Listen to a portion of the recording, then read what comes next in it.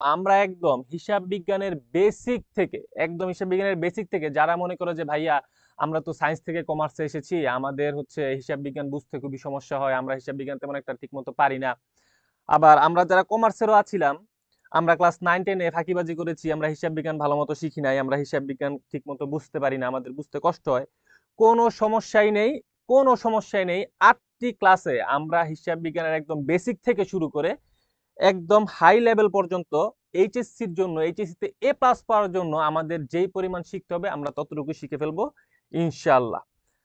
আমাদের এই আমাদের এই ক্লাসগুলো এমন ভাবেই সাজানো হয়েছে যাতে তোমরা এইচএসসি হিসাব বিজ্ঞানে যেই প্রশ্নগুলো আসবে সেই প্রশ্নগুলোর ভিতরে সর্বাধিক কমন পাও, এবং বিগত যত বছরের প্রশ্ন আছে সকল প্রশ্ন অ্যানালাইসিস করে আমরা তোমাদের জন্য এই ক্লাসগুলো তৈরি করেছি। এখনো আমরা অনেকেই লাইভে জয়েন হয়নি, আমরা দ্রুত লাইভে জয়েন হয়ে যাই এবং আমাদের বন্ধুদের সাথে লাইভ ক্লাসটি শেয়ার করি। ওকে, চলো আমরা একদম বেসিক থেকে পড়া শুরু করি ইনশাল্লাহ। আজকের ক্লাসের পর হিসাব বিজ্ঞানের বেসিক নিয়ে কারো কোনো সমস্যা থাকবে না, এবং হিসাব বিজ্ঞান হচ্ছে ব্যবসায়ের ভাষা।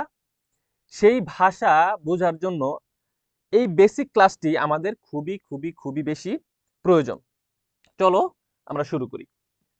প্রথমেই আমাদেরকে হিসাব বিজ্ঞান বুঝতে হলে বুঝতে হবে যে একটি ঘটনা, সেই ঘটনাটা কি লেনদেন নাকি লেনদেন না। আমরা কিভাবে বুঝবো যে একটা ঘটনা লেনদেন নাকি লেনদেন নয়? ঘটনাটি তখনই লেনদেন হবে যদি ঘটনার ভিতরে আর্থিক অবস্থার পরিবর্তন ঘটে। আর্থিক অবস্থার পরিবর্তন কি? আমার প্রতিষ্ঠানের নগদ টাকা হয়তো কমবে, এর বিনিময়ে আমি কোনো সেবা পাবো, অথবা আমার প্রতিষ্ঠানের ব্যাংকের টাকা কমবে, এর বিনিময়ে আমি কোনো সেবা পাবো। ঠিক আছে, ওকে। লেনদেন নয় কখন বা লেনদেন হবে না কখন? যখন আমি কোনো কিছুর অর্ডার করলাম কিন্তু আমার আর্থিক অবস্থার কোনো পরিবর্তন ঘটলো না। দেখো, এইখানে বলা আছে যে লেনদেন বলছে কি বেতন প্রদান 10,000 টাকা, বেতন প্রদান করেছি 10,000 টাকা। 10,000 টাকা বেতন প্রদান করার কারণে আমার প্রতিষ্ঠানের নগদ যেই অর্থ, সেই নগদ অর্থ প্রতিষ্ঠানে কি হয়েছে? কমে গিয়েছে, যেই কারণে 10,000 টাকা বেতন প্রদান করা একটি লেনদেন। 2 নম্বরে বলা আছে পণ্য বিক্রয় 50,000 টাকা। পণ্য 50,000 টাকা বিক্রয় করার মাধ্যমে আমার প্রতিষ্ঠানের 50,000 টাকার নগদ টাকা কি হয়েছে? বৃদ্ধি পেয়েছে। সুতরাং পণ্য বিক্রয় 50,000 টাকাও একটি লেনদেন। তারপর বলা আছে লেনদেন নয়। বলেছে দেখো, পণ্য ক্রয়ের ফরমায়েশ বা অর্ডার প্রদান কত টাকা? 10,000 টাকা। তার মানে আমি এখনো পণ্যটি ক্রয় করিনি, আমি পণ্যটা ক্রয় করব ইন ফিউচার, এই কারণে আমি অর্ডার দিয়েছি অথবা ফরমায়েশ দিয়েছি, আমি পণ্যটা এখনো ক্রয় করিনি। যতক্ষণ না পর্যন্ত আমি পণ্যটা ক্রয় না করব ততক্ষণ এই ঘটনাটি লেনদেন হবে না। কেন হবে না? কারণ এর মাধ্যমে আর্থিক অবস্থার কোনো পরিবর্তন ঘটেনি। 2 নম্বরটা দেখো একটু ইন্টারেস্টিং, অনেকে এটার ভিতরে একটু গোলমাল পাকায় ফেলি আমরা।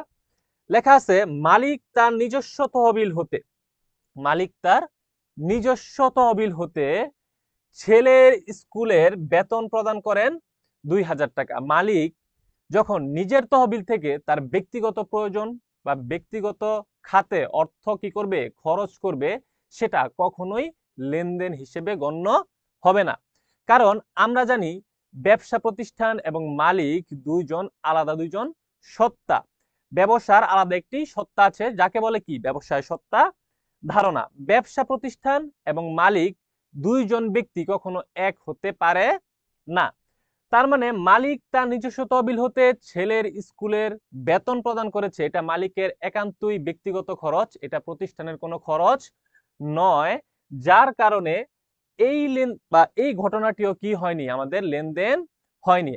আশা করি তোমরা বুঝতে পেরেছো কোন ঘটনাটি লেনদেন এবং কোন ঘটনাটি লেনদেন নয়।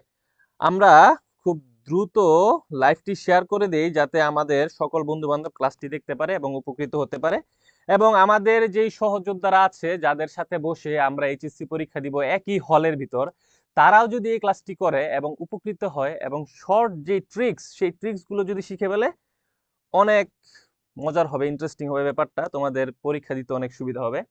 ওকে, আমরা পরবর্তী স্লাইডে যাই, এবং সবচেয়ে ইম্পর্টেন্ট স্লাইড এবং সবচাইতে ইম্পর্টেন্ট টপিক হিসাব বিজ্ঞানকে বোঝার জন্য জাবেদা। অনেকেই স্কুলে ব্যবসায় শিক্ষা পড়ার পরও জাবেদাতে অনেক সমস্যা। যারা আমরা সায়েন্স থেকে এসেছি তারা আমরা অনেক ইউটিউবে ভিডিও দেখার পরও আমাদের হচ্ছে জাবেদার যে কনফিউশন সেই কনফিউশন গুলো ক্লিয়ার হয় না। আজকে আমরা জাবেদাটা একদম খুব ভালোভাবে শিখে নিব। ওকে,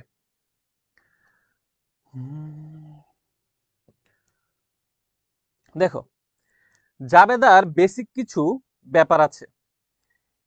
আমরা জানি হিসাব বিজ্ঞানের হিসাব খাত আছে মোট 6টি: আয়, ব্যয়, সম্পদ, দায়, আর আছে কি মালিকানা সত্ত্ব। ওকে, আমরা যেই অঙ্কই করি না কেন হিসাব বিজ্ঞানের এই প্রথম 2 অধ্যায় থেকে ক্রয় এবং বিক্রয়ের উপর জাবেদা আমাদের পরীক্ষাতে সবসময় আসে। আমরা প্রথমে আলোচনা করেছি পণ্য ক্রয় এবং পণ্য বিক্রয় সংক্রান্ত যে সকল জাবেদা আছে সেই সকল জাবেদা নিয়ে। একটা জিনিস তোমরা সবসময় খেয়াল রাখবা, ক্রয় হিসাব যখনই আমরা কোনো পণ্য ক্রয় করব, কি ক্রয়? পণ্য ক্রয়, কোনো মূলধন জাতীয় ক্রয় নয়, শুধুমাত্র আমরা কি ক্রয় করব? পণ্য যখন ক্রয় করব তখন ক্রয় হিসাব সবসময় কি হয়? ডেবিট হয়। ক্রয় হিসাব সবসময় ডেবিট হয়। এখন ক্রেডিট হতে পারে 4টি হিসাব। ক্রেডিট হতে পারে কয়টি হিসাব? 4টি হিসাব: নগদান হিসাব, ব্যাংক হিসাব, প্রদেয় হিসাব, প্রদেয় বিল হিসাব। এই 4টা হিসাব সবসময় ক্রয়ের সাথে কি হয়? ক্রেডিট হয়। আমাদের বুঝতে হবে যে কখন কোন হিসাবটা কি হবে? ক্রেডিট হবে। যদি আমরা নগদে পণ্য ক্রয় করি তাহলে ক্রয় হিসাব সবসময় কি? ডেবিট। আর নগদান হিসাব হবে কি তখন? ক্রেডিট। যদি আমরা চেকে কি করি? চেকে যদি আমরা কি করি? পণ্য ক্রয় করি তাহলে ক্রয় হিসাব হবে ডেবিট, ব্যাংক হিসাব হবে কি তখন? ব্যাংক হিসাব হবে ক্রেডিট। আমরা যদি বাকিতে পণ্য ক্রয় করি, কারো কাছ থেকে ধারে পণ্য যখন আমরা ক্রয় করব তখন অবশ্যই ক্রয় হিসাব হবে ডেবিট এবং প্রদেয় হিসাব তখন কি হবে? প্রদেয় হিসাব হবে ক্রেডিট। আমরা যদি কোনো বিলে অথবা স্বীকৃত বিলে যদি আমরা পণ্য কি করি? ক্রয় করি, তাহলে প্রদেয় বিল হিসাব কি হবে? ক্রেডিট হবে। একটা জিনিস খেয়াল করে দেখো, তোমাদের সুবিধার্থে এই জায়গায় হিসাব বিজ্ঞানের যে প্রভাব পড়ে সেই প্রভাবগুলো দেওয়া আছে। ক্রয় হিসাব যেহেতু একটা ব্যয়, আমরা জানি মুনাফা জাতীয় ব্যয় সবসময় মালিকানা সত্ত্বকে হ্রাস করে। মুনাফা জাতীয় ব্যয় সবসময় মালিকানা সত্ত্বকে কি করে? হ্রাস করে। ও ই মানে কি? ওনার সিকিউরিটি। তাহলে ক্রয় হিসাব যেহেতু একটি মুনাফা জাতীয় ব্যয়, সেই কারণে এটি সবসময় মালিকানা সত্ত্বকে কি করবে? সবসময় মালিকানা সত্ত্বকে হ্রাস করবে। নগদান হিসাব ক্রেডিট। যখনই আমি পণ্য ক্রয় করি আমার নগদ টাকা কি হয়? প্রতিষ্ঠান থেকে চলে যায়, সেই কারণে সম্পদ হ্রাস পায়। এই কারণে সম্পদ কি হয়? ক্রেডিট হয়, অথবা নগদান হিসাব কি হয়? ক্রেডিট হয়। ব্যাংক হিসাব, আমরা যখন চেকে কোনো পণ্য ক্রয় করি তখন আমাদের ব্যাংকের টাকা কমে যায়, আমার ব্যাংক নামক সম্পদটা কি পায়? হ্রাস পায়। সেই কারণে ব্যাংক হিসাব কি হয়? ক্রেডিট হয়, এ মাইনাস, অর্থাৎ অ্যাসেট হ্রাস পায়। আমরা যখন বাকিতে কোনো কিছু ক্রয় করি তখন আমাদের দায় কি পায়? বৃদ্ধি পায়। বাকিতে ক্রয় করলে আমাদের দায় কি পায়? বৃদ্ধি পায়। এই কারণে লায়াবিলিটিস প্লাস, অর্থাৎ আমাদের দায় কি হয়েছে? দায় বৃদ্ধি পেয়েছে। আমরা যখন স্বীকৃত বিলে আমরা যখন কোনো কিছু ক্রয় করি তখন আমাদের প্রদেয় বিল হিসাব কি পায়? বৃদ্ধি পায়। আমাদের দায় কি পায়? বৃদ্ধি পায়। দেখো 1 তারিখে বলা হয়েছে মে 1 পণ্য ক্রয় 5,000 টাকা। যখন নগদে উল্লেখ না থাকে, বাকিতে উল্লেখ না থাকে, চেকে কোনো কিছুই যখন উল্লেখ না থাকে তখন আমাদের বুঝে নিতে হবে যে এটা নগদে পণ্য ক্রয়। তাহলে নগদে পণ্য ক্রয় অথবা শুধু পণ্য ক্রয় 5,000 টাকার যাবে হবে কি? ক্রয় হিসাব ডেবিট, নগদান হিসাব ক্রেডিট। কত টাকা? 5,000 টাকা। মে 5 চেকে পণ্য ক্রয় 3,000 টাকা। পণ্যটা আমরা কিভাবে ক্রয় করেছি? পণ্যটা আমরা ক্রয় করেছি হচ্ছে চেকে। পণ্যটা আমরা ক্রয় করেছি কিভাবে? পণ্যটা ক্রয় করেছি চেকে। তাহলে চেকে যখন আমরা পণ্য ক্রয় করি তখন আমাদের ক্রয় হিসাব হয় ডেবিট, আর ব্যাংক হিসাব কি হয়? ব্যাংক হিসাব হয় ক্রেডিট। যখন আমরা স্বীকৃত বিলে কি করি? পণ্য ক্রয় করি তখন সেম টু সেম আমাদের ক্রয় হিসাব হয় কি? ডেবিট, এবং স্বীকৃত বিলে পণ্য ক্রয় করার কারণে ক্রেডিট হবে আমাদের কি? ক্রেডিট হবে আমাদের প্রদেয় বিল হিসাব। 10 নম্বরে বলা আছে মেয়ের 10, জিমের নিকট হতে পণ্য ক্রয় 1500 টাকা। জিমের নিকট হতে পণ্য ক্রয় 1500 টাকা। যখন কারো নামের উল্লেখ থাকে, তখন আমাদের বুঝে নিতে হয় যে সেটা বাকিতে ক্রয়। যখন কারো নামের উল্লেখ থাকে তখন বুঝতে হয় কি? বাকিতে ক্রয়।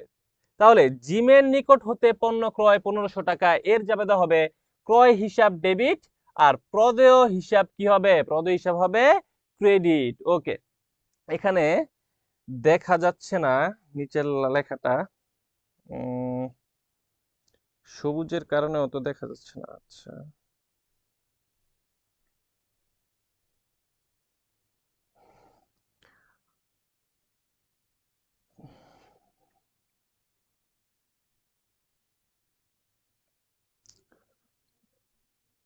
তোমাদের লেখা দেখা না গেলে আমাকে একটু বলবে। তোমাদের সবুজ সবুজ রং দেওয়ার কারণে হয়তো লেখাটা তোমাদের দেখা যাচ্ছে না ঠিক মতো। আচ্ছা, এই নিচের এতটুকু অংশ লাইভে হচ্ছে দেখা যাচ্ছে না। আমি তোমাদেরকে বলে দেই, তোমরা হচ্ছে এতটুকু একটু চালিয়ে নাও। এইখানে বলা আছে পণ্য ক্রয় 50,000 টাকা, পণ্য ক্রয় 50,000 টাকা, যেটা হচ্ছে দেখা যাচ্ছে না, কিন্তু তোমরা একটু বোঝার চেষ্টা করো। পণ্য ক্রয় 50,000 টাকা, যার 25% নগদে, 25% হচ্ছে চেকে, যার 25% নগদে এবং 25% হচ্ছে কি চেকে। তাহলে 25 এবং 25 টোটাল হয় কত পার্সেন্ট? 25 এবং 25 টোটাল হয় 50%। তাহলে আমি 50,000 টাকা ক্রয়ের 25% করেছি নগদে এবং 25% করেছি চেকে। তাহলে টোটাল হয়েছে 50%। আরো বাকি থাকে কত পার্সেন্ট? আরো বাকি থাকে হচ্ছে আমার 50%। আরো বাকি থাকে আমার কত পার্সেন্ট? 50%। ওকে, আচ্ছা, লেখা বোঝা যাচ্ছে না।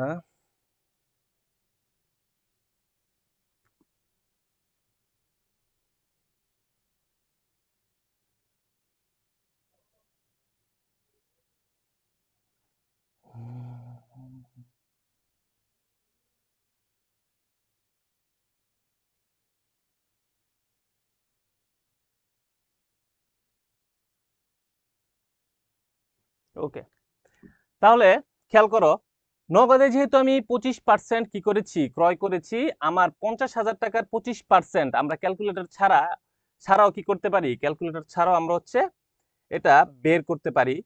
যেমন 50,000 টাকা আমি যদি এখানে লিখি 50,000, একটা শূন্য যদি আমি কেটে দেই সেটা হয়ে যায় কত পার্সেন্ট? সেটা হয়ে যায় 10%। তাহলে 10%-এ যদি হয় 5,000 টাকা, 20% হবে কত টাকা? 10,000 টাকা। তাহলে 25% হবে কত? 5,000-এর অর্ধেক। 5,000-এর অর্ধেক কত? 2,500। 2,500 হচ্ছে 5% টাকা। তাহলে 25%-এ আমাদের বের হয় 12,500 টাকা। 25%-এ কত টাকা বের হয়? 12,500 টাকা। তাহলে এই যে পণ্য ক্রয় 50,000 টাকা, 25% নগদে এবং 25% কিসে? 25% হচ্ছে চেকে। তাহলে আমরা ক্রয় হিসাবে লিখবো কত টাকা? আমরা ক্রয় হিসাবে লিখবো টোটাল 50,000 টাকা। ক্রয় হিসাবে লিখবো টোটাল 50,000 টাকা। নগদে আমি ক্রয় করেছি 25%, নগদান হিসাবে আমি ক্রেডিট করব 12,500 টাকা। 12,500 টাকা। চেকে আমি ক্রয় করেছি 25%, তাহলে চেকেও হবে কত টাকা? ব্যাংক হিসাবে হবে কত টাকা? 12,500 টাকা। তাহলে বাকি 50% কি? একটু বুঝাইছিস না দেখুন তো। তাহলে আমাদের বাকি 50% কি হবে? বাকি 50% যখন কোনো কিছুই বলা থাকবে না, তখন আমাদের এটা ধরে নিতে হবে যে সেটা বাকিতে বিক্রয় বলা আছে। কি কিসে বিক্রয়? বাকিতে বিক্রয়। তাহলে প্রদেয় হিসাব ক্রেডিট, এখানে হবে বাকি 25,000 টাকা। তাহলে প্রদেয় হিসাবে হবে কত টাকা? 25,000 টাকা। ওকে, আশা করি তোমরা বুঝেছো। চলো আমরা এখন বিক্রয়ের জাবেদায় যাই। কারো যদি ক্রয়ের জাবেদা বুঝতে সমস্যা হয় তোমরা কমেন্ট করতে পারো।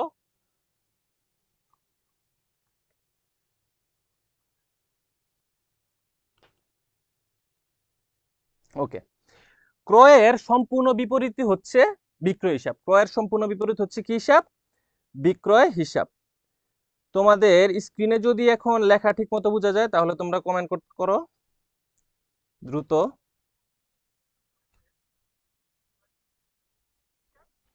আমি কমেন্টে ঢুকতে পারি নাকি? কমেন্টে যাওয়া যায় না।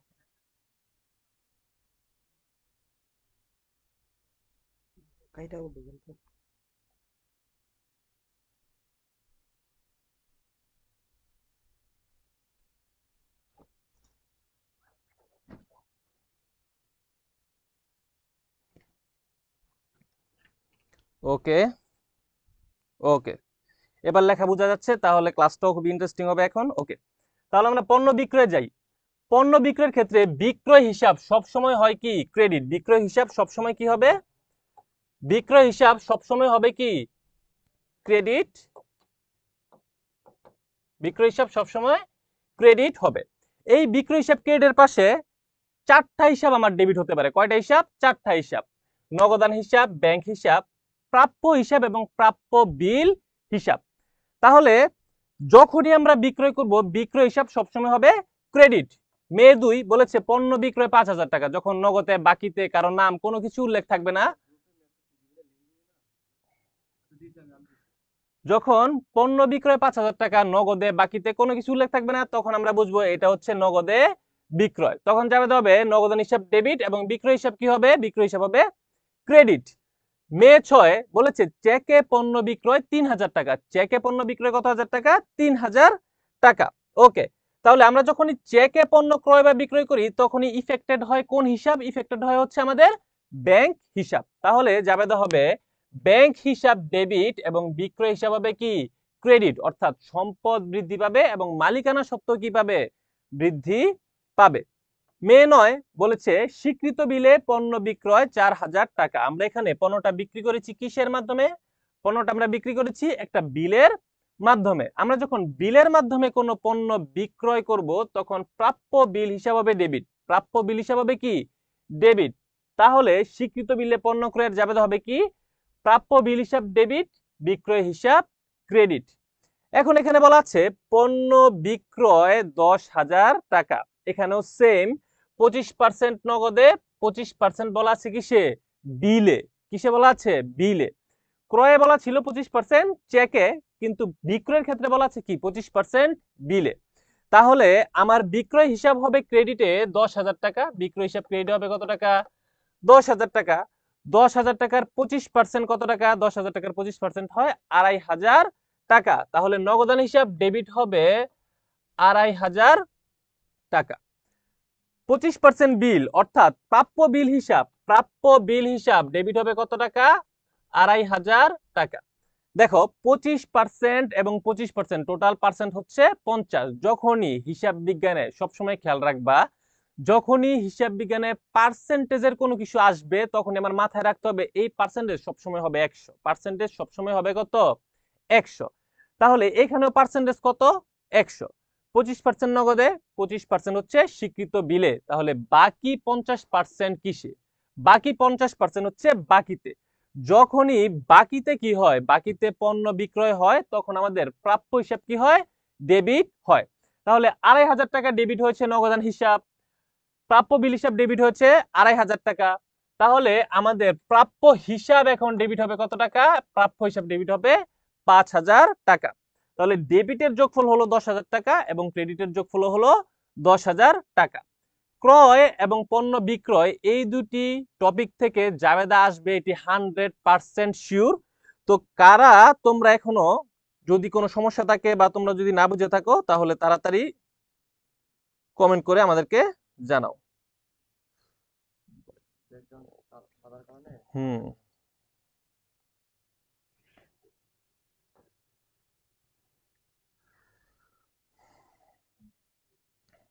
ওকে।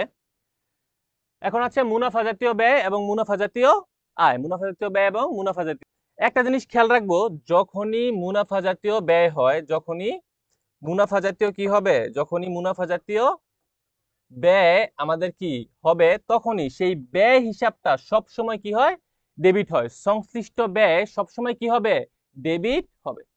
এই ব্যয়ের বিপরীতেও চারটা হিসাব কি হয়? ক্রেডিট হয়। ব্যয়ের বিপরীতে চারটা হিসাব কি হয়? ক্রেডিট হয়। নগদান হিসাব ক্রেডিট হয়, ব্যাংক হিসাব ক্রেডিট হয়, প্রদেয় ব্যয় হিসাব ক্রেডিট হয়, প্রদেয় বিল হিসাব কি হয়? ক্রেডিট হয়। এখন আমাদের বুঝতে হবে যে কোন সময়ে কোন জিনিসটা কি হয়? ক্রেডিট হয়। বলা আছে মে 1 ভাড়া 7,000 টাকা। মে 1 ভাড়া কত টাকা? 7,000 টাকা। যখন কোনো কিছুই বলা থাকবে না তখন বুঝতে হবে সেটা কিসে বিক্রয়, সেটা বুঝতে হবে সেটা নগদে একটা ব্যয় ঘটেছে। তাহলে ভাড়া 7,000 টাকা, এর জাবেদা হবে ভাড়া হিসাব ডেবিট এবং যেহেতু এটা নগদে ব্যয়টা সংগঠিত হয়েছে, নগদান হিসাব হবে কি? নগদান হিসাব হবে ক্রেডিট। মে 5 ঋণের সুদ প্রদান 4,000 টাকা। ঋণের সুদ প্রদান কত টাকা? ঋণের সুদ প্রদান 4,000 টাকা। ঋণের সুদ আমাদের একটি ব্যয়। যত দায় আছে সকল দায়ের সুদই আমাদের কি জাতীয় ব্যয়? আমাদের মুনাফা জাতীয় ব্যয়। তাহলে এর জাবেদা হবে ঋণের সুদ হিসাব ডেবিট এবং নগদান হিসাব হবে কি? ক্রেডিট। ঋণের সুদ হিসাব ডেবিট, নগদান হিসাব কি? ক্রেডিট। সংশ্লিষ্ট ব্যয় বলতে আসলে কি বোঝানো হয়েছে? সংশ্লিষ্ট ব্যয় বলতে আসলে বোঝানো হয়েছে যেই ব্যয়টা আমরা সংগঠন করব সেই ব্যয়টার নামেই হিসাবটা কি হবে? তৈরি হবে। মে 9 তারিখে বলেছে চেকে রপ্তানি শুল্ক প্রদান 3,000 টাকা। আমরা প্রদান করেছি কি? রপ্তানি শুল্ক। আমরা প্রদান করেছি কি? রপ্তানি শুল্ক। তাহলে চেকে রপ্তানি শুল্ক প্রদান করেছি 3,000 টাকা। যাবে হবে রপ্তানি শুল্ক হিসাব ডেবিট। তাহলে সংশ্লিষ্ট ব্যয় এখানে কি? সংশ্লিষ্ট ব্যয় হচ্ছে রপ্তানি শুল্ক হিসাব।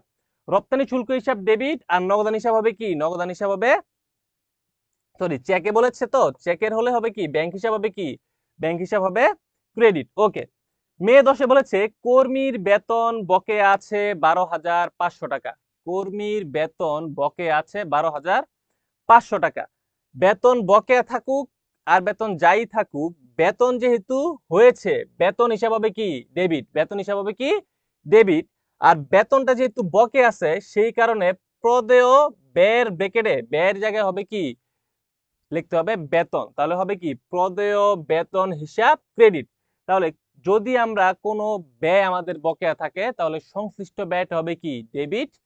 আর প্রদেয় ব্র্যাকেটে সেই ব্যয়ের নাম সেটা হবে কি? ক্রেডিট। তাহলে কর্মীর বেতন বকেয়া আছে, যাবে হবে বেতন হিসাব ডেবিট, প্রদেয় বেতন হিসাব কি হবে? ক্রেডিট হবে। মে 12 তারিখে বলেছে স্বীকৃত বিলে বিজ্ঞাপন খরচ প্রদান 5,000 টাকা। স্বীকৃত বিলে বিজ্ঞাপন খরচ প্রদান কত টাকা? 5,000 টাকা। তাহলে আমরা যখন বিলে কোনো ব্যয় প্রদান করি, বিলে আমরা যদি কোনো ব্যয় প্রদান করি তাহলে সংশ্লিষ্ট ব্যয় অর্থাৎ বিজ্ঞাপন ব্যয় হিসাব হবে হচ্ছে ডেবিট এবং প্রদেয় বিল বিজ্ঞাপন হিসাব হবে কি? ক্রেডিট। প্রদেয় বিল বিজ্ঞাপন হিসাব হবে কি? ক্রেডিট। তাহলে আমরা সব সময় মনে রাখবো যখনই কোনো মুনাফা জাতীয় ব্যয় হবে তখনই সেই সংশ্লিষ্ট ব্যয়টি হবে কি? ডেবিট। এবং যেই উপায়ে ব্যয়টি কি হয়েছে, যেই উপায়ে ব্যয়টি সংগঠিত হয়েছে সেই উপায় হবে গুলা কি? উপায়গুলো হবে ক্রেডিট। এখন যদি আমি নগদে ব্যয় করি নগদান হিসাব হবে ক্রেডিট।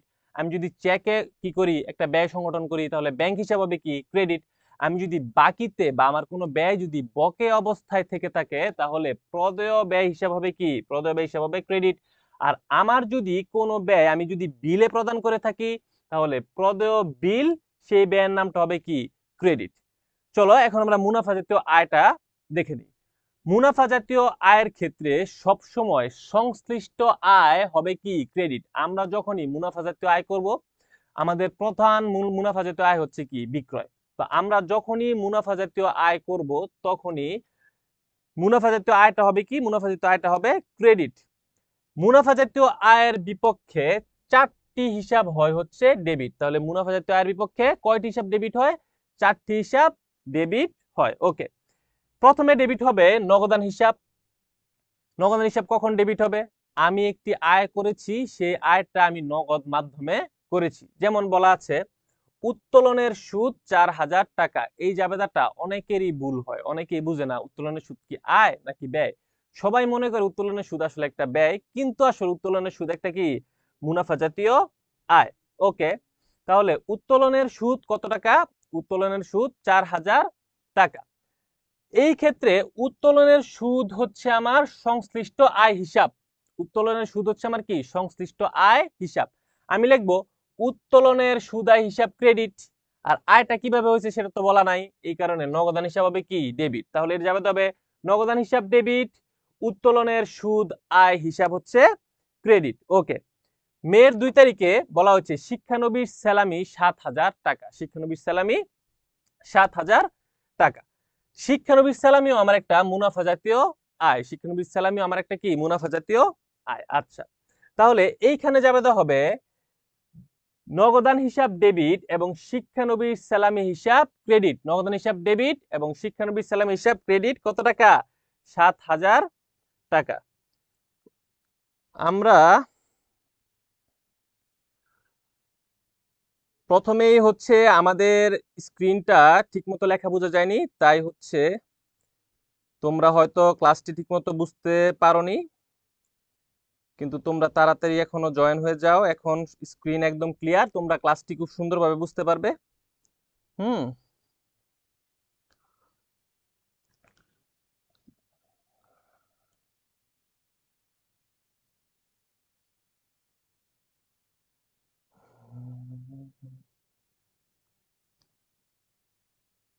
ওকে, সবাই জয়েন হচ্ছে, দ্রুত একটু জয়েন হও। ক্লাস একদম ক্লিয়ার এখন।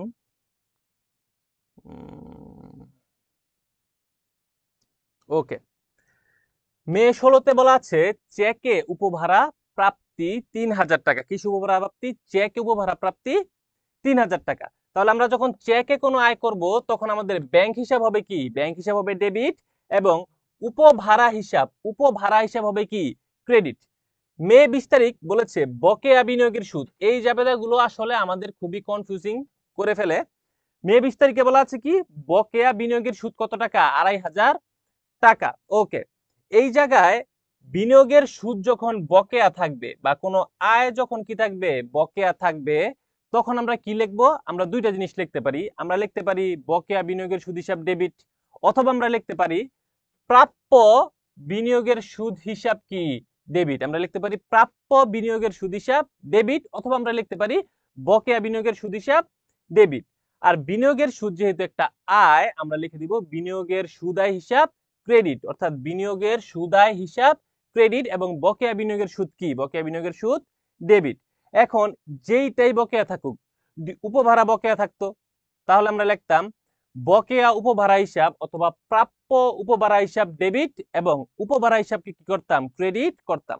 যদি এখানে বলা থাকতো উত্তোলনের সুদ বকেয়া আছে, তখন আমরা লিখতাম প্রাপ্য উত্তোলনের সুদ হিসাব ডেবিট, এবং উত্তোলনের সুদ আয় হিসাব কি? উত্তোলনের সুদ আয় হিসাব ক্রেডিট। তাহলে এট ইস গ্লেন্স আমরা দেখে নেই, মুনাফা জাতীয় যত ব্যয় আছে সকল ব্যয় সবসময় কি হয়? সকল ব্যয় সবসময় হয় ডেবিট। সেই ব্যয়ের বিপরীতে এই চারটি হিসাব, নগদান হিসাব, ব্যাংক হিসাব, প্রদেয় হিসাব এবং প্রদেয় বিল হিসাব কি হয়? প্রদেয় বিল হিসাব হয় ক্রেডিট। আবার মুনাফা জাতীয় আয়ের ক্ষেত্রে সবসময় সেই সংশ্লিষ্ট আয়টা কি হয়? সংশ্লিষ্ট আয়টা হয় হচ্ছে ক্রেডিট, এবং নগদান হিসাব, ব্যাংক হিসাব, প্রাপ্য হিসাব এবং প্রাপ্য বিল হিসাব কি হয়? প্রাপ্য বিল হিসাব হয় ডেবিট। ওকে, এখন আমরা এক নজরে মুনাফা জাতীয় আয় এবং মুনাফা জাতীয় ব্যয়গুলা দেখে নেই, যেই সমস্ত হিসাবগুলা আমাদের রেওয়া মিলের ক্ষেত্রেও খুব বেশি উপকার হবে। এখানে দেওয়া আছে দেখো, মুনাফা জাতীয় ব্যয় এবং মুনাফা জাতীয় আয়, মুনাফা জাতীয় ব্যয় এবং মুনাফা জাতীয় আয়। ক্রয় সম্পর্কিত ক্রয় ক্রয় সম্পর্কিত ব্যয়, এখানে সবগুলো ব্যয় আলাদা আলাদা ভাবে দেওয়া আছে, যাতে তোমাদের সামনের অধ্যায়গুলোতে কোনটা কোন ধরনের ব্যয় সেটা বুঝতে কোনো সমস্যা না হয়।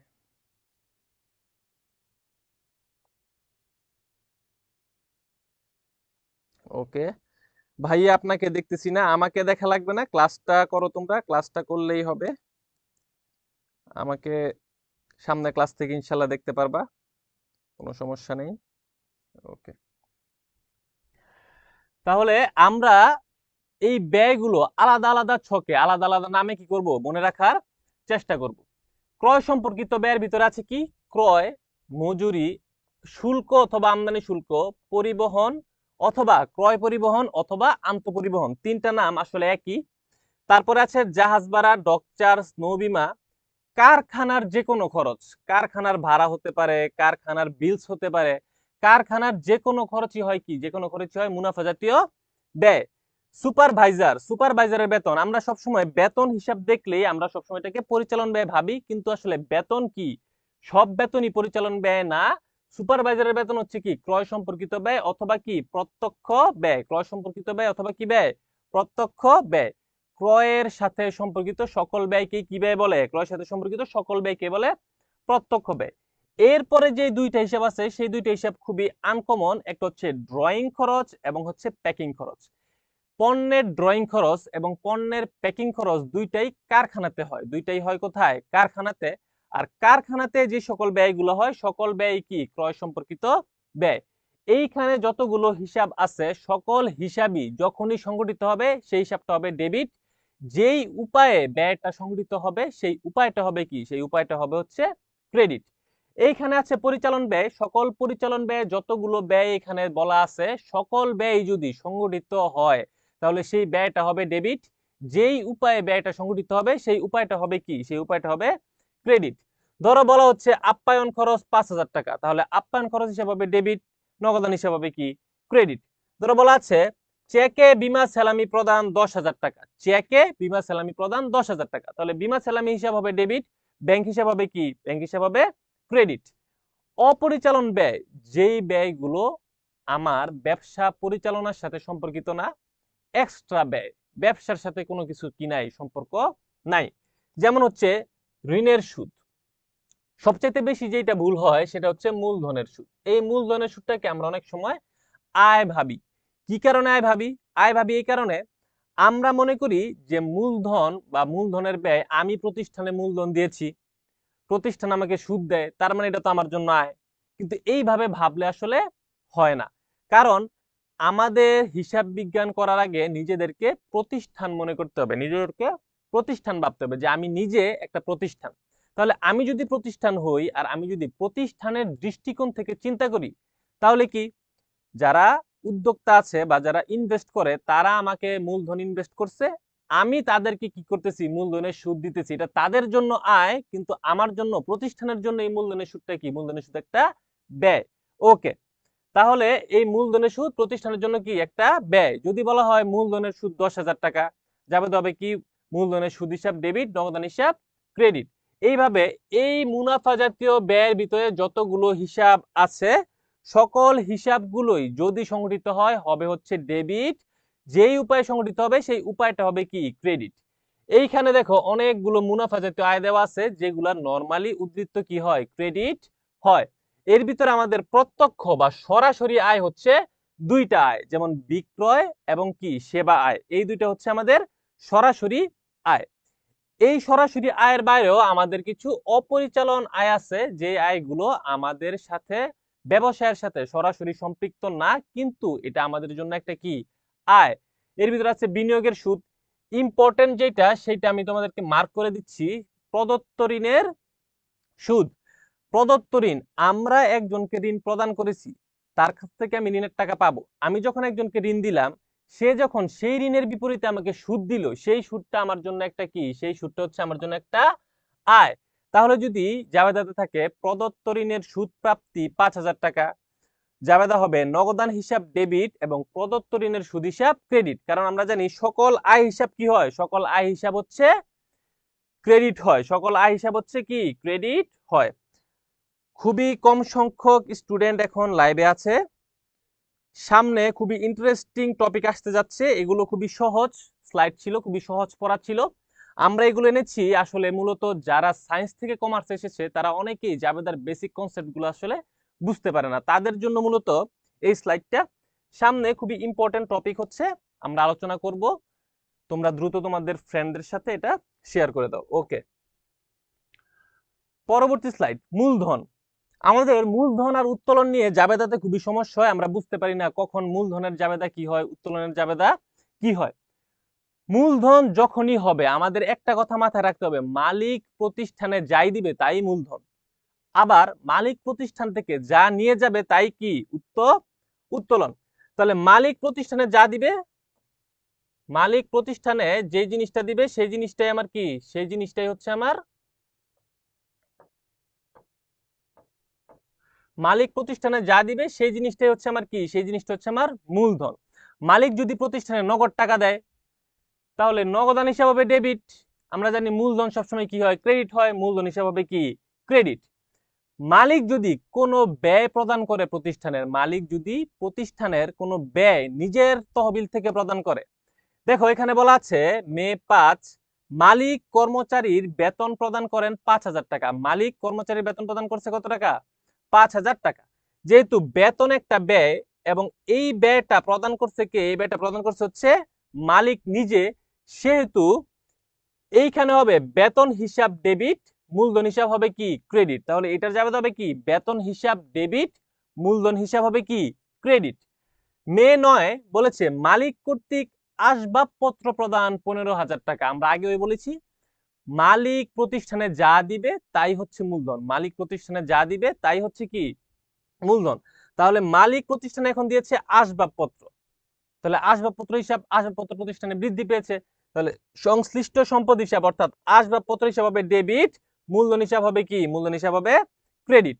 উত্তোলন হিসাব মালিক প্রতিষ্ঠান থেকে যাই নিয়ে যাক না কেন সেটাই হবে কি উত্তোলন, মালিক প্রতিষ্ঠান থেকে যাই উত্তোলন করুক উত্তোলন হিসাব হবে কি সবসময় ডেবিট, উত্তোলন হিসাব সবসময় কি হবে উত্তোলন হিসাব সবসময় হবে কি ডেবিট।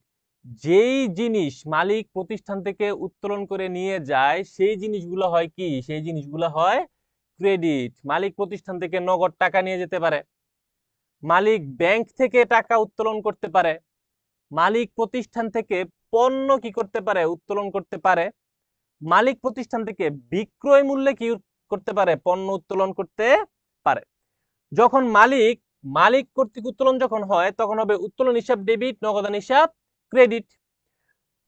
এই দুইটা জাবেদা যখন থাকবে যে আয়কর প্রদান অথবা জীবন বীমা প্রিমিয়াম প্রদান। আয়কর প্রদান বললে বুঝতে হবে যেটা মালিকের আয়কর প্রদান, মালিকের আয়কর প্রদান করার দায়িত্ব প্রতিষ্ঠানের না, সেই কারণে আয়কর প্রদান এবং জীবন বীমা প্রিমিয়াম প্রদান সবসময় হয় কি হিসাব সবসময় হয় উত্তোলন হিসাব। তাহলে আয়কর ও জীবন বীমা প্রিমিয়াম 7,000 টাকা যদি বলা থাকে তাহলে বুঝতে হবে উত্তোলন হিসাব ডেবিট এবং নগদান হিসাব কি নগদান হিসাব ক্রেডিট।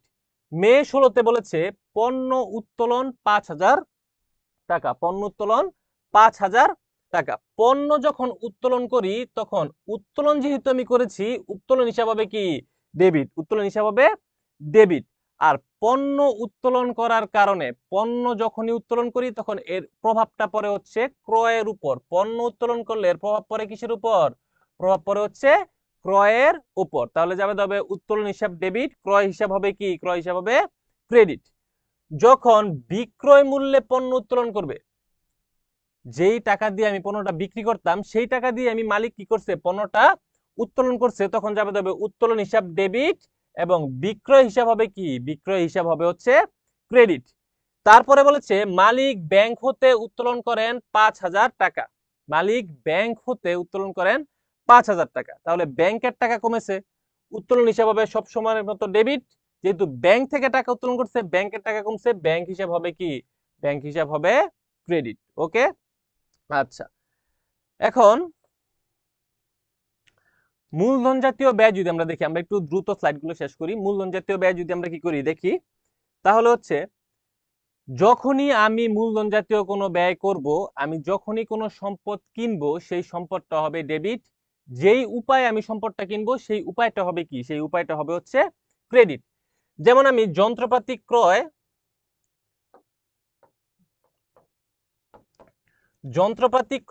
1 লক্ষ টাকা, যন্ত্রপাতি ক্রয় 1 লক্ষ টাকা, তাহলে এখানে হবে যন্ত্রপাতি হিসাব ডেবিট এবং যেহেতু বলা নেই এটা বাকিতে ক্রয় নাকি এটা ধারে ক্রয় সেহেতু হবে কি নগদান হিসাব ক্রেডিট। ওকে, তারপরে বলা আছে যে চেকে আসবাবপত্র ক্রয় 50,000 টাকা, আমি আসবাবপত্র কি করেছি আসবাবপত্র ক্রয় করেছি, যাবে হবে আসবাবপত্র হিসাব সংশ্লিষ্ট সম্পদের জায়গায় কি হবে যেই সম্পদটা ক্রয় করব সেই সম্পদের নাম, তাহলে আমি আসবাবপত্র ক্রয় করেছি এখানে হবে আসবাবপত্র হিসাব ডেবিট এবং চেকে যেহেতু ক্রয় করেছি হবে কি হিসাব ব্যাংক হিসাব হবে হচ্ছে ক্রেডিট। ওকে, মে 9 ধারে অফিস সাপ্লাইস ক্রয় 5,000 টাকা, ধারে অফিস সাপ্লাইস ক্রয় হচ্ছে কত টাকা 5,000 টাকা, তাহলে আমি ক্রয় করেছি হচ্ছে অফিস সাপ্লাইস, এটা হচ্ছে আমার একটা কি এটা হচ্ছে আমার একটা সম্পদ, তাহলে এখানে হবে অফিস সাপ্লাইস হিসাব হবে অফিস সাপ্লাইস হিসাব ডেবিট। আর যেহেতু আমি ক্রয় করেছি কিভাবে আমি ক্রয় করেছি হচ্ছে কি ধারে, সেই কারণে হবে প্রদেয় অফিস সাপ্লাইস হিসাব ক্রেডিট, প্রদেয় অফিস সাপ্লাইস হিসাব কি হবে ক্রেডিট হবে। মে 11 বলেছে আসবাবপত্রের বিনিময়ে 10,000 টাকার মেশিন ক্রয়, আমি আসবাবপত্রের বিনিময়ে 10,000 টাকার কি ক্রয় করেছি মেশিন ক্রয় করেছি, তার মানে আমি একটা সম্পদের বিনিময়ে আরেকটা সম্পদ কি করেছি ক্রয় করেছি, তাহলে হবে কি তাহলে আমার আসবাবপত্র এই আসবাবপত্র আমার প্রতিষ্ঠান থেকে কি হয়েছে কমে গিয়েছে। আমরা যখন যাকে জানি সম্পদ কি পায় হ্রাস পায় তখন সেই সম্পদটা কি হয়ে যায় ক্রেডিট হয়ে যায়। তাহলে এখানে বৃদ্ধি পেয়েছে মেশিন জাবেদা হবে কি মেশিন হিসাব ডেবিট এবং আসবাবপত্র হিসাব কি হবে আসবাবপত্র হিসাব হবে ক্রেডিট। তার মানে আমি যদি কোনো সম্পদের বিনিময়ে আরেকটা সম্পদ কি করি ক্রয় করি, তাহলে যেই সম্পদটা আমি ক্রয় করব সেই সম্পদটা হবে ডেবিট, যেই সম্পদের বিনিময়ে ক্রয় করব সেই সম্পদটা হয়ে যাবে কি ক্রেডিট। তাহলে এখানে মেশিন হিসাব হয়ে যাবে কি ডেবিট এবং আসবাবপত্র হিসাব হয়ে যাবে কি ক্রেডিট। এই যে জাবেদাটা আছে এই জাবেদাটা খুবই আনকমন এবং এইবার এইচএসসি 2025-এ আসার মতো একটা কি জাবেদা বলেছে, শেয়ার বন্ড ডিবেঞ্চার ক্রয় 20,000 টাকা। যখনই আমরা অন্য কোনো প্রতিষ্ঠানের শেয়ার ক্রয় করব অথবা অন্য কোনো প্রতিষ্ঠানের বন্ড ক্রয় করব অথবা অন্য কোনো প্রতিষ্ঠানের ডিবেঞ্চার কি করব ক্রয় করব, তখন শেয়ার হিসাব বন্ড হিসাব ডিবেঞ্চার হিসাব কি করা যায় না লেখা যায় না, তখন আমাদের লিখতে হয় কি হিসাব আমাদের লিখতে হয় বিনিয়োগ হিসাব। তার মানে শেয়ার বন্ড বা ডিবেঞ্চার ক্রয় 20,000 টাকা, এর জাবেদা হবে কি বিনিয়োগ হিসাব ডেবিট এবং ব্যাংক হিসাব হবে কি ক্রেডিট। বিনিয়োগ হিসাব হবে কি ডেবিট, বিনিয়োগ হিসাব হবে ডেবিট আর ব্যাংক হিসাব হবে ক্রেডিট। কেন নগদান হিসাব না? কারণ শেয়ার বন্ড ডিবেঞ্চার এই সকল বিনিয়োগের মাধ্যমগুলো আসলে ব্যাংকের মাধ্যমে অথবা ব্যাংক লেনদেনের মাধ্যমে কি করা হয় ক্রয় করা হয়, এই কারণে বিনিয়োগ হিসাব হবে ডেবিট এবং ব্যাংক হিসাব হবে কি ব্যাংক হিসাব হবে হচ্ছে ক্রেডিট। ওকে, এখানে দেখো সম্পদ সমূহ আছে স্থায়ী সম্পদ, চলতি সম্পদ, অসমন্বিত ব্যয়। এগুলো আমরা কেন দিয়েছি? যাতে আমাদের পরবর্তী যেই ক্লাস আছে রেওয়া মিল এবং কার্যপত্র, সেই রেওয়া মিল এবং কার্যপত্র আমরা যাতে সহজে করতে পারি সেই কারণে আগেই তোমাদেরকে কি সম্পদ সমূহের স্লাইডটা সামনে দিয়ে দিলাম। স্থায়ী সম্পদ আছে আসবাবপত্র, যন্ত্রপাতি, মেশিন, ভূমি, দালান কোঠা, অফিস সাপ্লাইজ, ইজারা সম্পদ। এই স্থায়ী সম্পদ যেগুলো আছে, এই স্থায়ী সম্পদ যেই স্থায়ী সম্পদগুলো এখন এখানে আছে সেগুলা সব কি এই স্থায়ী সম্পদগুলা হচ্ছে আমার স্পর্শনীয় স্থায়ী সম্পদ। স্পর্শনীয় স্পর্শনীয় স্থায়ী সম্পদ, যেই সম্পদগুলো কি করা যায় স্পর্শ করা যায়। পরীক্ষাতে কতে প্রশ্ন আসে যে স্পর্শনীয় স্থায়ী সম্পদের পরিমাণ নির্ণয় করো, তখন এই স্থায়ী সম্পদগুলো আমাদের কি করতে হবে যোগ করতে হবে। আবার পরীক্ষাতে প্রশ্ন আসে অস্পর্শনীয় অস্পর্শনীয় স্থায়ী হিসাব কি করো নির্ণয় করো, তখন আমাদের যোগ দিতে হবে সুনাম, ট্রেডমার্ক, প্যাটেন্ট এবং কপিরাইট। এগুলো হচ্ছে অস্পর্শনীয় স্থায়ী সম্পদ। এখানে আছে সকল চলতি সম্পদ, এখানে আছে সকল অসমন্বিত ব্যয় এবং আছে কি সকল বিনিয়োগ। ক্লাস শেষে স্লাইডটা তোমাদের দিয়ে দেওয়া হবে, তোমরা এখান থেকে স্থায়ী সম্পদ, স্পর্শনীয় স্থায়ী সম্পদ, অস্পর্শনীয় স্থায়ী সম্পদ, চলতি সম্পদ, অসমন্বিত ব্যয়, বিনিয়োগ সবগুলো মুখস্থ করে রাখবে যাতে পরবর্তী ক্লাসে আমাদের অঙ্ক করতে কি হয় সুবিধা হয়। ওকে, এরপর আছে দায় সমূহ। দায় সমূহ আমরা জানি সবসময় কি হয় ক্রেডিট হয়। এখানে আছে দীর্ঘমেয়াদী দায়, আছে আমাদের চলতি দায়। তাহলে কোন কোন হিসাবগুলো আমাদের দীর্ঘমেয়াদী দায় আর কোন কোন হিসাবগুলো আমাদের চলতি দায়? যখনই শুধু ঋণ থাকবে, শুধু কি থাকবে ঋণ থাকবে, শুধু ঋণ যখন থাকবে অথবা শুধু ব্যাংক ঋণ যখন থাকবে, শুধু ঋণ এবং শুধু ব্যাংক ঋণকে আমরা বলবো চলতি দায়।